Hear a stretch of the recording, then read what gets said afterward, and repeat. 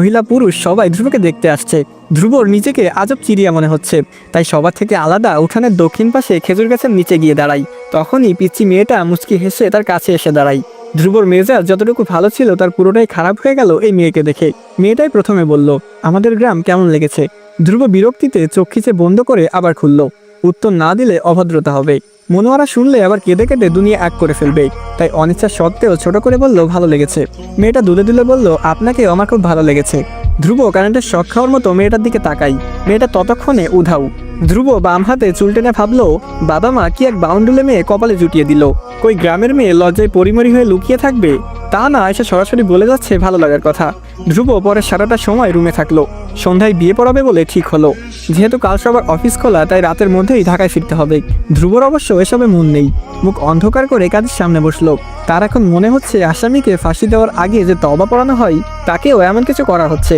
ভাবা যায় ধ্রুবর মতো ছেলেকে এমন একটা মেয়ে বিয়ে করানো হচ্ছে। ধ্রুব পাশে বসা তরুণীর দিকে তাকাই। এমন লম্বা ঘোমটা দিয়ে বসে আছে যে চেহারা দেখার উপায় নাই। আশ্চর্য, মেয়েটাকে দেখে তার বিতৃষ্ণা জাগে। তাহলে সারা জীবন কাটাবে কি করে? কাজী সাহেব বিয়ে পড়িয়ে মোনাজাত ধরেন। সবশেষে মিতু বলেন, ধ্রুব বিয়ে তো হয়ে গেল, চল ছবি তুলি। ধ্রুবর মনে বিষাদে ভরা। এসব ছবি টবি তুলতে মন চাইছে না। কাটা কাটা গলায় না বলতে গিয়েও বলল না। পাশেই সবাই বসে আছে, তাই মুখ অন্ধকার করেই এক ফ্রেমে বন্দী হলো। ধ্রুব একবারও মেয়েটাকে বধূর সাথে দেখলো না, দেখার ইচ্ছেও জাগলো না।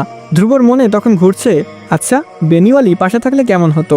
টানা চোখে কাজল পরে মিষ্টি বউ লাগতো না? ঘন পাপড়ি চাপটে তাকালে ভীষণ আদুরে লাগতো, তাই না? আসসালাম। নতুন বউ নিয়ে তো আর বাসা করে যাওয়া যায় না। আসাদ মির্জা একটা প্রাইভেট কার ভাড়া করেন। রাত 9টায় সবাই রওনা হয়। সকাল খুব কেঁদেছে। এত প্রিয়জন, প্রিয় পরিবেশ এসব ছেড়ে কিভাবে থাকবে? কিন্তু গলা ছেড়ে কেঁদেও কোনো লাভ নেই, তাকে যেতেই হবে, এটাই নিয়ম। মেয়েরা চিরকাল বাবার বাড়ি থাকতে পারে না। মনোয়ারা খুব ভালো মনের মানুষ। আজকাল শাশুড়ি ভালো না হলে সংসার টিকানো খুব মুশকিল। সেই দিক দিয়ে ফারজানা নিশ্চিন্তে আছেন। মনোয়ারা ভাবিকে চিনেন অনেক বছর। আর ধ্রুব মাশাল্লাহ খুব ভালো ছেলে। মেয়েকে ভালো জায়গায় বিয়ে দিতে পেরে মুখে সুখের ঝিলিক ছুটে। গাড়ি চলছে সমান তালেই। ধ্রুব ড্রাইভারের পাশে বসেছে।